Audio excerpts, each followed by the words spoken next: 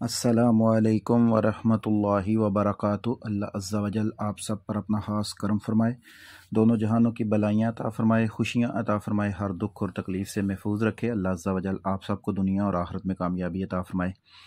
यूनान में नई फ़ाइलें जमा हो रही हैं या नहीं, यहाँ जहाँ तक यूनान का तल्लक है, यूनान में तो अभी कभी भी जो है वो नई फ़ाइल्स जमा होनी बंद नहीं हुई और नई फ़ाइल जमा हो रही हैं और यहाँ से लोगों के वर्क परमिट निकल भी रहे हैं और पाकिस्तान में जा भी रहे हैं।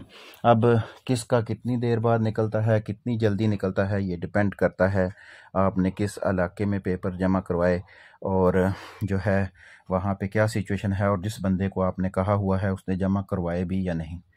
तो ये इसका जो प्रोसेस टाइम है 15 दिन से लेके 4 महीने भी लग सकते हैं, 5 भी लग सकते हैं, मैक्सिमम यहाँ तक ये निकल आते हैं जितना भी रश हो ऑफिस में। सेकंड स्टेप ये है कि अब पाकिस्तान में जो नई फाइल्स जमा होनी थी वो 2 सितंबर का जो था उनका था प्रोसेस के वो जो है वो जमा होंगी 2 सितंबर को, और लेकिन अभी तक जो कल की सूरत हाल थी उन्होंने नई फाइल्स जमा करनी शुरू नहीं की। तो इसलिए आप लोग परेशान ना हों, जब भी एक प्रोसेस रुकता है तो जब वो दोबारा शुरू होता है तो उसको थोड़ा सा टाइम लगता है, क्योंकि सेटिंग होती है या जिस बंदे ने मुतलका बंदे ने वहाँ पे काम करना होता है वो लेट भी हो सकता है। अब जो नई डेट सुनने में आ रही है वो 15 तारीख है और ये पहले भी शुरू हो सकती हैं और 15 से बाद में भी हो सकता है, क्योंकि अब ये प्रोसेस रुका हुआ था। तो इस वजह से जब ये शुरू होगा तो शुरू होने में प्रॉब्लम्स हो सकती हैं, डेट की अपडेट हो सकती है या कभी कम या ज़्यादा होने के चांसेस हैं। इसलिए आप परेशान ना हों, बल्कि आपको टाइम मिल जाता है और जब आपको टाइम मिलता है तो आप अपनी तैयारी अच्छे से कर सकते हैं।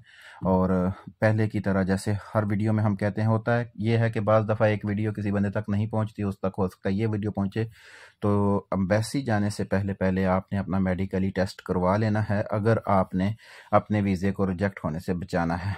तो एम्बेसी में जो टेस्ट होते हैं अगर वो आपको ना पता चले तो वीडियो के डिस्क्रिप्शन में हमारा नंबर भी होता है, वो आपको पूछ सकते हैं, वो आपको लिस्ट दे देंगे कि जो जो टेस्ट जो है वो ग्रीस के वीज़े के लिए आपसे जो है वो मेडिकली तौर पे लिए जाने हैं टेस्ट। वो टेस्ट जो हैं वो आप मुझसे ले लीजिएगा पर्सनल में।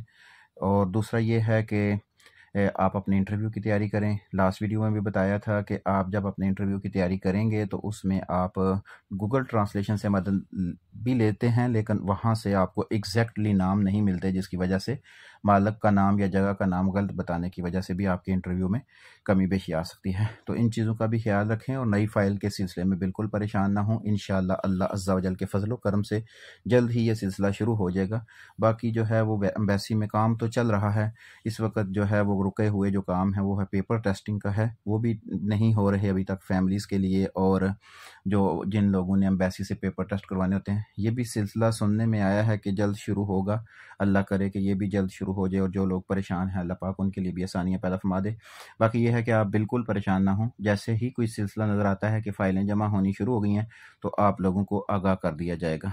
बाकी आप मेडिकली फ़िट हो जाएं, अगर कोई कमी बेशी है तो उसकी मेडिसिन लेके उसको सेट कर दें और साथ में अपने इंटरव्यू की अच्छे तरीके से तैयारी करें, दुआ करें, खुद भी दुआ करें, सदका करें और अपने बड़ों से, अपने वालिदैन से, अपने अजीज़ व अक़ारब से भी दुआ करवाएं कि अल्लाह पाक इस मंज़िल में आपको कामयाबी अता फरमा दे और आप रिज़्क़ हलाल के सिलसिले में जिस भी कंट्री में जाना चाहते हैं वहाँ आपके असबाब पैदा हो जाएँ। आजकल सुनने में आ रहा है कि बहुत से लोग डंकी वगैरह लगा रहे हैं, तो हालात बहुत सख्त हैं, बॉर्डर पे भी बहुत ज़्यादा सख्ती होती है।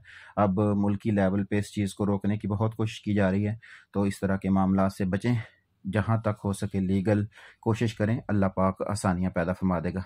हमारी भी अल्लाह पाक से दुआ है कि अल्लाह पाक आपको दुनिया और आखिरत में कामयाबी अता फरमाए और जहाँ के लिए भी आप स्ट्रगल कर रहे हैं वहाँ अल्लाह ताला आपको कामयाबी अता फरमाए और अल्लाह आपकी हर परेशानी को दूर फरमाए। दुनिया के साथ साथ दीन से भी जुड़े रहें, क्योंकि हमारी कामयाबी जो है, हमारा इस दुनिया में भेजे जाने का मकसद सिर्फ यही नहीं है कि हमने दुनिया में कामयाबी हासिल करनी है, बल्कि हमने आखिरत में भी कामयाबी हासिल करनी है। तो इसलिए दुनिया और आखिरत की कामयाबी के लिए हमें रिज़्क़ हलाल कमाना है, खाना है और जो हकूक़ुल इबाद हैं उनमें कोताही नहीं करनी।